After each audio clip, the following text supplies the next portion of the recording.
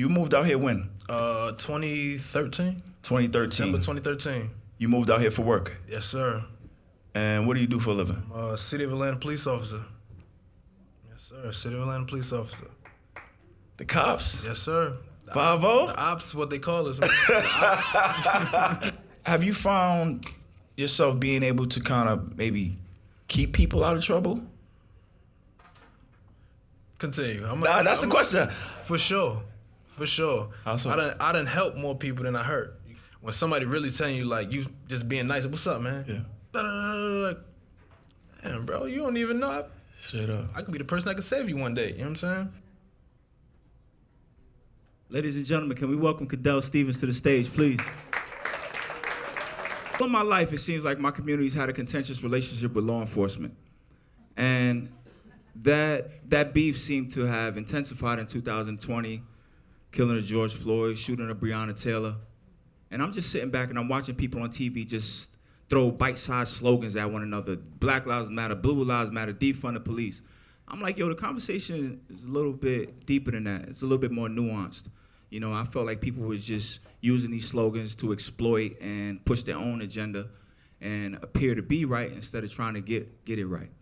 So I enlisted the help of one of my former college teammates, who happens to be one of the coolest law enforcement officers in the country, Dellz. Appreciate it. You know how I know we had a cool conversation? Because I think he got called to his supervisors called him to the office behind his pod, no? For sure. Yeah. Got a little pushback. What happened, bro? Certain things they just weren't, they didn't like about the podcast. Yo, when he told me that, I was like, dang, bro, I'm sorry that happened. But meanwhile, I was over here fist pumping like, yeah, son, you know I'm ready to tear something up. How did it get on their radar?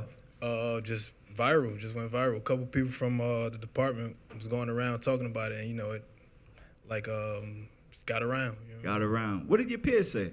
They was your cool homies. With it. My homies was cool with it. You know? Yeah. I wanted to show, yo, we got our own in that. We got our people. Everybody in here got our people wearing them colors too. Like, how can I say middle finger to the law? My brother wear them colors. You know what I'm saying? So I went to Atlanta to connect with you and get that done. If you are a guest on my podcast, I'm not telling you what we're going to talk about ahead of time. Yo, can we run through the questions? No. See you at 5. Dr. Johnson, how did the podcast go compared to what you maybe were anticipating? I really didn't know. You was like, yo, I'm in Atlanta. I got a studio. Meet me at such and such. So that's just what it was. Yeah. And then we got there. He was like, I'm not going to tell you what we're talking about. We just, as the interview progresses. So. One thing I wanted to relay, and that episode did really well, and I knew it would do well because I know who he is among us. That's baby bro, son. You think about a basketball team, there's many different factions. Like in Kingsborough, me and D.A. was the older guys, Kayvon and Lloyd was the younger guys, but he was the glue.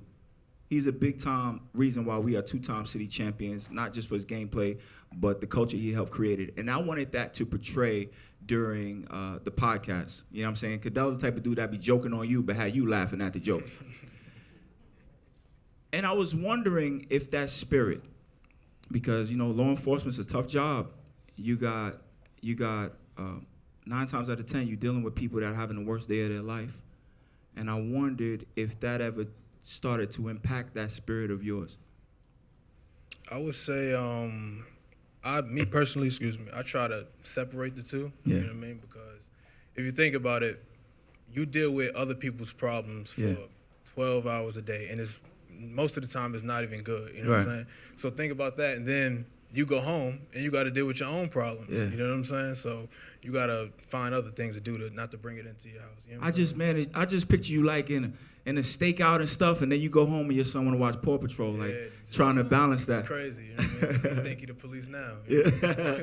Real quick, all my law enforcement officers, if you will, please stand. If you're not on the top secret mission, of course, please stand. State, federal, corrections, anything.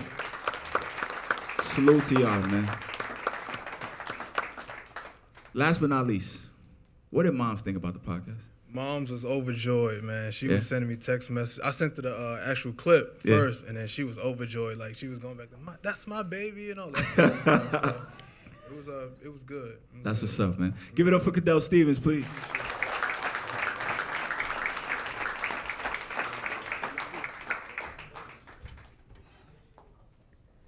on that podcast, we talked about our second championship at Kingsborough, and Cadell shared that that was the only game his late father got to see him play college basketball. Now, ladies and gentlemen, I'm a two-time city champion. I was a former all-conference player, all-region. I don't have any basketball paraphernalia in my house. But stories like that, those are my trophies. You know what I'm saying? That's why we pushed hard. That's why we ran them suicides. To me, it was about putting on, not just for me and mine, but all my people. And I got some of my young athletes in here, and I would challenge y'all. That ride ain't just yours. It's for everybody. And you never know, wait till senior year. Nah, bro, this might be the moment. And I just challenge each and every one of them to be prepared when that moment comes.